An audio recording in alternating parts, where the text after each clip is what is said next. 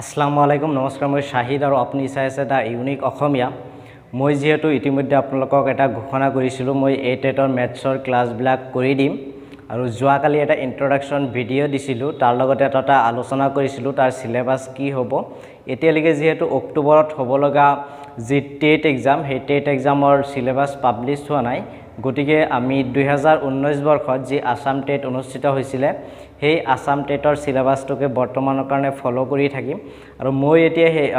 class 1 ৰ পৰা class 5 লৈকে যেটো টেট হৈছিল এলপি টেট সেই এলপি টেটৰ সিলেবাস মতে আজিৰ ক্লাসটো কৰিবলৈ গৈ আছো আৰু তাতে প্ৰথমতে এটা অংশ আছিল নাম্বাৰছ আৰু নাম্বাৰছৰ কেইবাটাও সৰু সৰু টপিক দিয়েছিলে যেনেকে স্বাভাৱিক সংখ্যা পূৰ্ণ সংখ্যা মৌলিক সংখ্যা যৌগিক সংখ্যা যুগ্ম সংখ্যা অযুগ্ম সংখ্যা এই চাৰিটা তাতে দিয়া আছিল লগতে আৰু বহুত কেইটা আছিল সেইখিনি পৰ্যায়ক্ৰমে আলোচনা কৰিম আজিৰ টপিকত আমি কেইবাটাও তেনেকুৱা সৰু সৰু টপিক আলোচনা কৰিম গতিকে প্ৰথমতে মই আপোনালোকৰ সৈতে আলোচনা কৰিব বিচাৰিছো পূৰ্ণ সংখ্যা যাক ইংৰাজীত হোল নাম্বাৰ বুলি কোৱা হয় সেই হোল নাম্বাৰ কি সক হোল নাম্বাৰ বা পূৰ্ণ সংখ্যা হল 0 ৰ পৰা আৰম্ভ হ'ব একেবাৰে অসীম লৈকে যেনেকে 0 1 2 3 4 5 6 7 8 এনেকে গৈ থাকিব এই নাম্বাৰ বিলাকক কি কোৱা হয় পূৰ্ণ সংখ্যা ইয়াৰ মাজত 0.5 বা 1/2 1/3 হেবিলাকক পূৰ্ণ সংখ্যা নকয় পূৰ্ণ সংখ্যা কয় 0 1 2 3 এনেকে যিমান বিলাক সংখ্যা আছে অসীম লৈ যিমান সংখ্যা পাব এই গুটেই সংখ্যা বিলাকক কোৱা হয় পূৰ্ণ সংখ্যা গতিকে পূৰ্ণ সংখ্যাক আমি w ৰে বুজাও তো w এটা সংহতি হিচাপে যদি লিখো তেতিয়ালে তাত কি থাকিব 0 ৰ পৰা অসীম লৈকে সংখ্যা বিলাক থাকিব এতিয়া কথা হল যে ইয়াৰ লগত ৰিলেটেড কিছুমান কোৱেশ্চন থাকে যেনেকে পূৰ্ণ সংখ্যাৰ লগত আটাইতকৈ সৰু পূৰ্ণ সংখ্যাটো কি যদি কোৱেশ্চন দি আটাইতকৈ সৰু পূৰ্ণ সংখ্যাটো কি চাওক ইয়াৰ মাজত আটাইতকৈ সৰু কি আছে 0 কাৰণ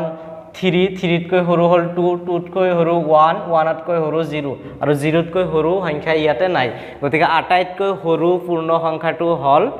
0 আৰু আটাইতকৈ ডাঙৰ পূৰ্ণ সংখ্যা যদি কয় হেতু হ'ব অসীম মানে তাৰ কোনো লিমিট নাই কোনটো আটাইতকৈ ডাঙৰ 1000 কলে 1000 এ হ'ব 1001 1002 এনেকে যিমান বিলাক সংখ্যা আছে এইবিলাক পূৰ্ণ সংখ্যা আৰু গতিকে পূৰ্ণ সংখ্যাৰ হেক নাই গতিকে অসীমটোৱে হল আটাইতকৈ ডাঙৰ পূৰ্ণ সংখ্যা তাৰ পিছত 0 হল আটাইতকৈ সৰু পূৰ্ণ সংখ্যা এইখিনি কথা আপোনালোকে নোট কৰি ল'ব ইয়াৰ পিছত আহিব 2 নম্বৰত স্বাভাৱিক সংখ্যা মই ইয়াতে লিখি লৈছো স্বাভাৱিক সংখ্যা ইয়াক ইংৰাজীত কোৱা হয় ন্যাচাৰেল নাম্বাৰ এটো হল স্বাভাৱিক সংখ্যা আৰু স্বাভাৱিক সংখ্যা পূৰ্ণ সংখ্যাৰ নিচিনা প্ৰায় একে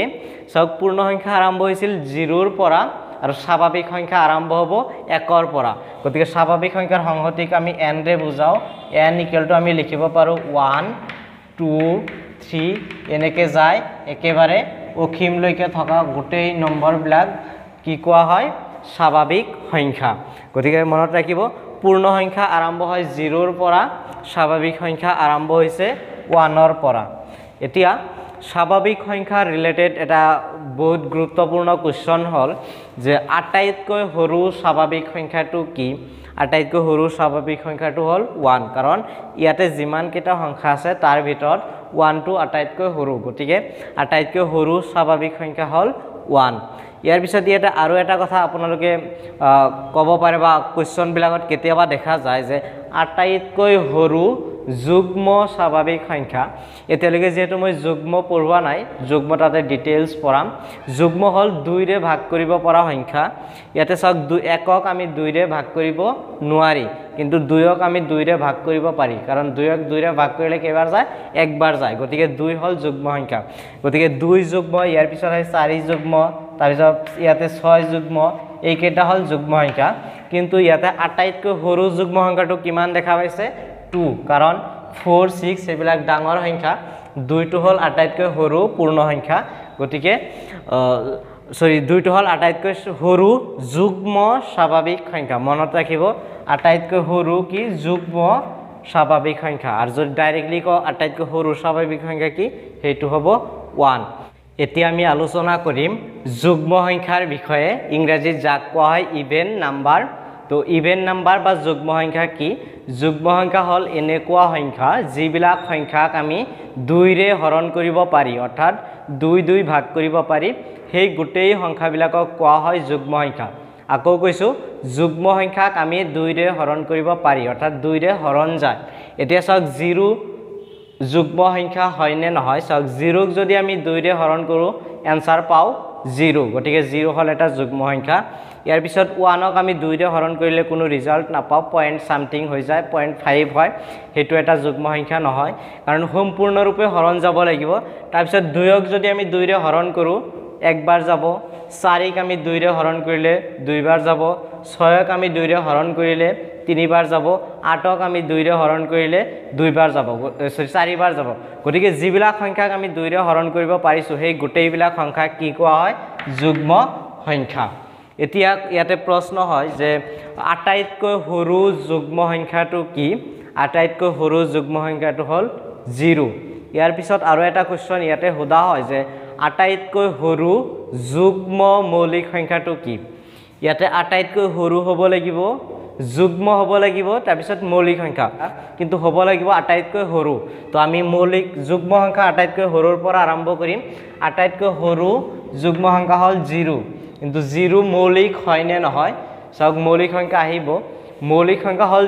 হেইবিলাক সংখ্যা যিবিলাক সংখ্যা আমি বেলেগ কোনো সংখ্যাৰে হৰণ কৰিব নোৱাৰি সেই সংখ্যাটোৰ বাদে এটা সংখ্যা ধৰক 3 ক আমি কিহেৰে হৰণ কৰিব পাৰি অনলি 3 ৰে ডিভাইড কৰিব পাৰি 3 ক 3 ৰে একবাৰ যায় আৰু 1 ৰে ডিভাইড কৰিব পাৰি গতিকে মৌলিক সংখ্যাক হেই সংখ্যাৰে হৰণ কৰিব পাৰি আৰু 1 ৰে হৰণ কৰিব পাৰি হেবিলাক সংখ্যা কোৱা হয় মৌলিক সংখ্যা এতিয়া চাওক 0 মৌলিক কিয় নহয় কাৰণ আমি 0 ক 2 ৰে হৰণ কৰিব পাৰি 3 ৰে 4 ৰে 5 ৰে এই গোটেই সংখ্যাৰে আমি কি 0 ক হৰণ কৰিব পাৰি গতিকে 0 মৌলিক নহয় এতিয়া হল 2 মৌলিক সংখ্যা হ'বনে নাই চাওক 2 ক আমি কিহেৰে হৰণ কৰিব পাৰি কেৱল 1 ৰে হৰণ কৰিব পাৰি 1 ৰে 2 ক হৰণ কৰিলে দুইবাৰ যাব গতিকে 1 ৰে হৰণ যায় তাৰ পিছত 2 ৰে বা হেই সংখ্যাৰে 2 ৰেও 2 ৰ মাজত একবাৰ যায় এই দুটা সংখ্যাৰে আমি হৰণ কৰিব পাৰি ইয়াৰ পিছত এনে কোনো সংখ্যা নাই যিটো সংখ্যাৰে আমি 2 ক হৰণ কৰিব পাৰি সাপোজ 3 ৰে আমি 2 ক হৰণ কৰিব নোৱাৰি পাৰি কিন্তু ভগ্নাংশত ওলাব বা পয়েন্টত ওলাব এক্স্যাক্টলি হৰণ কৰিব নোৱাৰি 4 ৰে হৰণ কৰিব নোৱাৰি এনেকুৱা কোনো সংখ্যাই নাই যেটো সংখ্যাৰ আমি 2 ক হৰণ কৰিব পাৰি গতিকে 2 হল ইয়াৰ আটাইতকৈ সৰু মৌলিক সংখ্যা মনত ৰাখিব 2 হল আটাইতকৈ সৰু যুগ্ম মৌলিক সংখ্যা এই গোটেইখিনি যুগ্ম আছিলে আৰু ইয়াৰ মাজত 2 হল মৌলিক সংখ্যা একমাত্ৰ যুগ্ম মৌলিক সংখ্যাটোই হল 2 আৰু এনে কোনো মৌলিক সংখ্যাই নাই যেটো যুগ্ম সংখ্যা হয় এটা সংখ্যাই আছে হেতু হল 2 আৰু এটোই হল আটাইতকৈ সৰু যুগ্ম মৌলিক সংখ্যা ইয়াৰ পিছত আহিব অযুগ্ম সংখ্যা ইয়াৰ উল্টা হ'ব অযুগ্ম সংখ্যা হল যিবিলাক সংখ্যাক আমি 2 ৰে হৰণ কৰিব নোৱাৰি সেই সংখ্যাবিলাকক কোৱা হয় অযুগ্ম সংখ্যা অৰ্থাৎ 2 ৰে হৰণ কৰিব পাৰিলে হয় যুগ্ম সংখ্যা আৰু 2 ৰে হৰণ কৰিব নোৱাৰিলে হেবিলাক সংখ্যা কোৱা হয় অযুগ্ম সংখ্যা এতিয়া চাওক অযুগ্ম সংখ্যা কি হ'ব 1 ক আমি 2 ৰে হৰণ কৰিব নোৱাৰি তাৰ পিছত 3 ক আমি 2 ৰে হৰণ কৰিব নোৱাৰি তাৰ পিছত 5 ক আমি 2 ৰে হৰণ কৰিব নোৱাৰি 7 ক 2 ৰে হৰণ কৰিব নোৱাৰি এই ধৰণৰ যিমান বিলাক সংখ্যা আছে এই সংখ্যাবিলাকক কোৱা হয় অযুগ্ম সংখ্যা গতিকে আটাইতকৈ সৰু অযুগ্ম সংখ্যাটো হল 1 আৰু যদি কয় আটাইতকৈ সৰু মৌলিক অযুগ্ম সংখ্যা 3 হল মৌলিক সংখ্যা আৰু এইটোই আটাইতকৈ সৰু মৌলিক অযুগ্ম সংখ্যা ইতিমধ্যে আলোচনা কৰিছো যিবিলাক সংখ্যাক হেই সংখ্যা আৰু 1 ৰ বাহিৰে বেলেগ কোনো সংখ্যাৰে আমি হৰণ কৰিব নোৱাৰি হেবিলাক সংখ্যাক কোৱা হয় মৌলিক সংখ্যা গতিকে 3 ক আমি 3 আৰু 1 ৰ বাদে বেলেগ কোনো সংখ্যাৰে হৰণ কৰিব নোৱাৰি সেই কাৰণে আটাইতকৈ সৰু মৌলিক অযুগ্ম সংখ্যাটো হল 3 এতিয়া আলোচনা কৰিম মৌলিক সংখ্যাৰ বিষয়ে মৌলিক সংখ্যা ইংৰাজীত কোৱা হয় প্ৰাইম নাম্বাৰ মৌলিক সংখ্যা হল হেইবিলাক সংখ্যা যিবিলাক সংখ্যাক হেই সংখ্যাটোৰ বাহিৰে আৰু 1 ৰে মাত্ৰ হৰণ যায় অৰ্থাৎ 1 আৰু সেই সংখ্যাৰে হৰণ কৰিব পাৰি তাৰ বাহিৰে কোনো সংখ্যাৰে আমি হৰণ কৰিব নোৱাৰি তেনেকুৱা সংখ্যাক কোৱা হয় মৌলিক সংখ্যা এটা সংখ্যা আমি চেক কৰি চাও ইয়াতে সাপোজ 8 ক চাওক কি সংখ্যাৰে হৰণ কৰিব পাৰি 1 ৰে হৰণ কৰিলে কিমান বাৰ যায় 8 বাৰ যাব 8 ক যদি আমি 2 ৰে হৰণ কৰো 4 বাৰ যাব 8 ক যদি আমি 4 ৰে হৰণ কৰো 2 বাৰ যাব 8 ক যদি আমি 8 ৰে হৰণ কৰো 1 বাৰ যাব সক 8 ক আমি কিমানটা হৰণ কৰিব পাৰিছো 1 ৰে হৰণ কৰিব পাৰিছো 2 ৰে হৰণ কৰিব পাৰিছো 4 ৰে হৰণ কৰিব পাৰিছো 8 ৰে হৰণ কৰিব পাৰিছো গতিকে সৰ্বমুঠ 8 ক আমি 4টা সংখ্যাৰে হৰণ কৰিব পাৰিছো কিন্তু মৌলিক সংখ্যাৰ এটা ধৰ্ম হল তাতে মাত্ৰ দুটা সংখ্যাৰে আমি হৰণ কৰিব পাৰিম সেই দুটা সংখ্যা হল 1 আৰু যি সংখ্যাৰ কথা কোৱা হৈছে সেই সংখ্যা 1 আৰু 8 ৰ ক্ষেত্ৰত হলে 8 ৰে হৰণ কৰিব পৰা হ'ব লাগিব কিন্তু ইয়াতে সক বেলেগ সংখ্যাৰেও হৰণ গৈছে গতিকে 8 আমাৰ মৌলিক সংখ্যা নহয় মৌলিক সংখ্যা এটা হল আটাইতকৈ সৰু মৌলিক সংখ্যা হল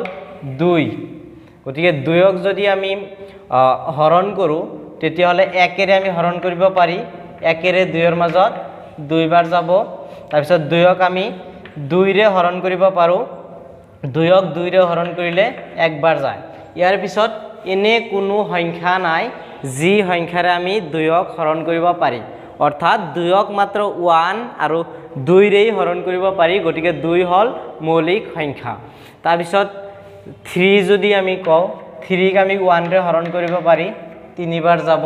তাৰ পিছত 3 ক আমি 3 ৰে হৰণ কৰিলে 1 বাৰ যাব গতিকে 3 ক আমি মাত্ৰ 1 আৰু 3 ৰে হৰণ কৰিব পাৰিছো গতিকে 3 হল মৌলিক সংখ্যা ইয়াৰ পিছত 4 ক আমি কি চাও কি সংখ্যাৰ হৰণ কৰিব পাৰো 1 ৰে হৰণ কৰিব পাৰো তাৰ পিছত 4 ৰেও হৰণ কৰিব পাৰো ইয়াৰ পিছত 2 ৰেও হৰণ কৰিব পাৰি গতিকে 4 ৰ ক্ষেত্ৰত তিনিটা সংখ্যা হল হৰণ কৰিব পৰা কিন্তু মৌলিক সংখ্যাৰ ধৰ্ম হল মাত্ৰ দুটা সংখ্যাৰে হৰণ যাব এটা হল 1 আনটো হল সেই সংখ্যা নিজেই গতিকে 4 আমাৰ মৌলিক সংখ্যা নহব তাৰ পিছত 5 হ'ব মৌলিক সংখ্যা মই ইয়াতে সিৰিয়ালি লিখি দিছিলো 2 3 5 7 তাৰ পিছত 9 নহব কিয়নো 9 ক আমি 3 ৰে হৰণ কৰিব পাৰো 9 ৰে হৰণ কৰিব পাৰো আৰু 1 ৰে হৰণ কৰিব পাৰো গতিকে 9 ইয়াতে নাহিব ইয়াৰ পিছত আহিব 11 ৰ পিছত আহিব 13 ৰ পিছত 15 নহয় কাৰণ 15 ক আমি 3 ৰে হৰণ কৰিব পাৰি 5 ৰে হৰণ কৰিব পাৰি 1 ৰে হৰণ কৰিব পাৰি ইয়াৰ লগতে 15 ৰে হৰণ কৰিব পাৰি গতিকে 15 আমাৰ মৌলিক সংখ্যা নহব তাৰ পিছত আহিব 17 এনেকে এই সংখ্যাবিলাকক কোৱা হ'ব মৌলিক সংখ্যা এতিয়া আমি আলোচনা কৰিম যৌগিক সংখ্যাক ইংৰাজীত কোৱা হয় কম্পোজিট নাম্বাৰ এই যৌগিক সংখ্যাবোৰ কি সক আমি মৌলিক সংখ্যা শিকিছিলো যিবিলাক সংখ্যাক 1 আৰু সেই সংখ্যাৰে হৰণ যায় এতিয়া হল যিবিলাক সংখ্যাক আমি মৌলিক সংখ্যাৰ বাহিৰে যিবিলাক সংখ্যা ৰৈ গল এই গুটেইবিলাক সংখ্যাক কোৱা হ'ব যৌগিক সংখ্যা চাওক মৌলিক আছিল 2 3 আছিল মৌলিক 4 মৌলিক নাছিল গতিকে 4 হল যৌগিক সংখ্যা 5 মৌলিক আছিল 6 মৌলিক নাছিল গতিকে 6 বাদ আছিল 6 যৌগিক সংখ্যা 8 যৌগিক সংখ্যা 9 যৌগিক সংখ্যা 10 যৌগিক সংখ্যা 12 যৌগিক সংখ্যা কাৰণ এইবিলাক মৌলিক সংখ্যা নহয় তাৰমানে যদি সৰল কথাত ক'ব যাও বা এক কথাত ক'ব যাও যিবিলাক সংখ্যা মৌলিক নহয় সেই সংখ্যাবিলাকেই হৈছে আমাৰ যৌগিক সংখ্যা কিন্তু এটা কথা আপোনালোকে লক্ষ্য কৰিছে নে নাই নাজানো মৌলিক সংখ্যাৰ ক্ষেত্ৰত চাওক 1 ৰ কথা মই আলোচনা কৰা নাই যৌগিকৰ ক্ষেত্ৰতো মই 1 ৰ কথা আলোচনা কৰা নাই গতিকে এই 1 সংখ্যাটো কি সংখ্যা হ'ব মৌলিক নে যৌগিক ইয়াতে এটা কথা আপোনালোকে নিশ্চয় লক্ষ্য কৰিছে সো এই 1 কি হ'ব 1 মৌলিকো নহয় যৌগিকো নহয় এইটো কথা আপোনালোকে মনত ৰাখিব কোনটো সংখ্যা মৌলিকো নহয় যৌগিকো নহয় 1 সংখ্যাটো মৌলিকো নহয় যৌগিকো নহয় গতিকে মৌলিক বা যৌগিক হ'বলৈ হলে সংখ্যাটো 2 বা তাতকৈ ডাঙৰ হ'ব লাগিব 2 তকৈ সৰু সংখ্যাবিলাকৰ ক্ষেত্ৰত মৌলিক বা যৌগিক কোৱা নহয় গতিকে 1 যৌগিকো নহব মৌলিকো নহব গতিকে এই আছিল নাম্বাৰছৰ স্বাভাৱিক সংখ্যা পূৰ্ণ সংখ্যা যুগ্ম সংখ্যা অযুগ্ম সংখ্যা মৌলিক সংখ্যা আৰু যৌগিক সংখ্যা এই 6টা টপিক ইয়াতে আজিৰ ভিডিওটোত আমি আলোচনা কৰিলো আৰু আপোনালোকে আশা কৰিছো ইয়াৰ পৰা আপোনালোকে ভালকে শিকিব পাৰিছে আৰু ইয়াৰ ৰিলেটেড কিছুমান কোৱেশ্চনছ মই আপোনালোকক হোমৱৰ্ক হিচাপে দিম আপোনালোকে ঘৰত ট্ৰাই কৰিব তাৰ বাহিৰেও আপোনালোকে যিবিলাক কুৱেশ্যন পায় যিবিলাক বুকছ হওক টেট গাইড হওক যিকোনো কিতাপৰ পৰা আপোনালোকে সেই কুৱেশ্যনবিলাক পিক কৰিব আৰু সেইবিলাক সলভ কৰিবলৈ আপোনালোকে চেষ্টা কৰিব ইয়াৰ উপৰি ময়ো আপোনালোকক কিছু কুৱেশ্যন দিম সেইবিলাক আপোনালোকে ট্ৰাই কৰিব আৰু যদি নোৱাৰে মই সেইবিলাক ডাউট ক্লাছত আপোনালোকক সলভ কৰি দিবলৈ চেষ্টা কৰিম নাইবা ইয়াৰ পৰৱৰ্তী ভিডিঅ'টোত সেই কুৱেশ্যনবিলাক আলোচনা কৰিম এই 6টা টপিকৰ ওপৰত যিখিনি কুৱেশ্যন হয় এই গোটেইখিনি ইয়াৰ পৰৱৰ্তী ভিডিঅ'ত আলোচনা কৰিবলৈ চেষ্টা কৰিম গতিকে আজিৰ ভিডিঅ'টো ইমানতে শেষ কৰিছোঁ আপোনালোকে নিশ্চয় এই ভিডিঅ'টো চাই ফিডবেক প্ৰদান কৰিব ক্লাছটো কেনেকুৱা হ'ল বুজাব পাৰিছোনে নাই বা বুজি পাই আছে নে নাই বা কিবা অসুবিধা হ'লে এই গোটেইখিনি আপোনালোকে ফিডবেক নিশ্চয় কমেন্ট বক্সত জনাব তাৰ পৰা মই শিকিবলৈ চেষ্টা কৰিম লগতে আগন্তুক ভিডিঅ'বিলাকত মই আৰু ভালদৰে আপোনালোকক শিকাবলৈ চেষ্টা কৰিম গতিকে আজিৰ ভিডিঅ'টো ইমানতে সামৰিছোঁ সামৰাৰ আগতে মই আকৌ এবাৰ আপোনাক অনুৰোধ জনাম যদি আপোনালোকে এতিয়ালৈকে টেলিগ্ৰাম বা হোৱাটছএপ গ্ৰুপত জইন হোৱা নাই তাতে জইন হৈ লওক কাৰণ মই নোটছবিলাক বা হোমৱৰ্কবিলাক তাতেই দি দিম গতিকে তাৰ পৰা আপোনালোকে সেইবিলাক পাই যাব ভিডিঅ'টো শেষলৈ চোৱাৰ বাবে আপোনাক বহুত বহুত ধন্যবাদ জয় অসম জয় হিন্দ